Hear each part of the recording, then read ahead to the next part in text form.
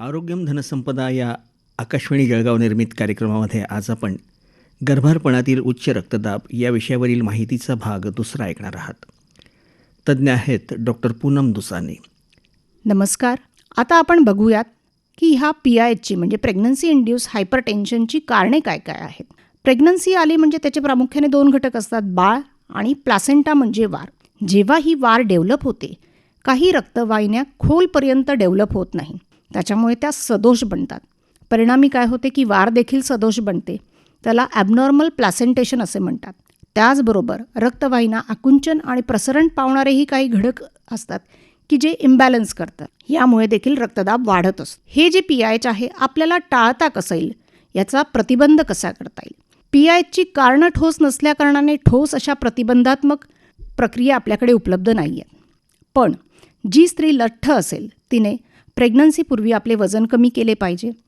आपल्या आहारात हिरव्या पालेभाज्या आणि फळांचा समावेश केला पाहिजे, कारण अँटीऑक्सिडंट त्यामध्ये भरपूर असतात. त्याने PIHमध्ये होणारा ऑक्सिडेटिव्ह स्ट्रेस टाळता येतो. परिणामी PIH देखील टाळता येतो. त्याची जी फ्रिक्वेन्सी आहे ती कमी करता येते. याचबरोबर जेव्हा प्रेग्नन्सीमध्ये सोनोग्राफी होते त्यामध्ये जर कलर डॉपलर फाइंडिंग्स ॲबनॉर्मल असतील तर इकोस्प्रिन ही टॅबलेट आम्ही सुरू करतो की जेणेकरून PIH आणि त्याने होणारे दुष्परिणाम आपल्याला कमी करता येतात. आता आपण बघायला गेलं की हे ॲबनॉर्मल प्लासेंटेशन का होतं, तर स्पायरल आर्टरीज नावाच्या वेसल्स असतात की ज्या खोलपर्यंत डेसिड्युअल लेअरपर्यंत वाढत नाहीत आणि त्या तिथे गुंतागुंतीचे जाळे तयार करत असतात. त्यामुळे टॉक्झिन्स रिलीज होतात.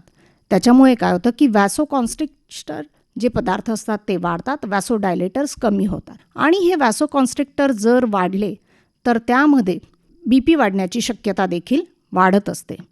त्यामुळे एक स्ट्रेस फ्री लाईफ जगणं, आपली योगा प्राणायाम या सगळ्यांच्या साहाय्याने स्ट्रेस फ्री लाईफ करणं म्हणजे प्रेग्नन्सी इंड्यूस हायपरटेन्शन कमी करता येतं. नमस्कार. आत्ताच आपण गर्भारपणातील उच्च रक्तदाब या विषयावरील माहितीचा भाग दुसरा ऐकलात. तज्ज्ञ डॉक्टर पूनम दुसाने, सादरकर्ते नरेंद्र कुमार ठाकूर. आरोग्यम धनसंपदा या कार्यक्रमाची ही निर्मिती आकाशवाणी जळगाव केंद्राची होती. आरोग्यम धनसंपदा या आकाशवाणी जळगाव निर्मित कार्यक्रम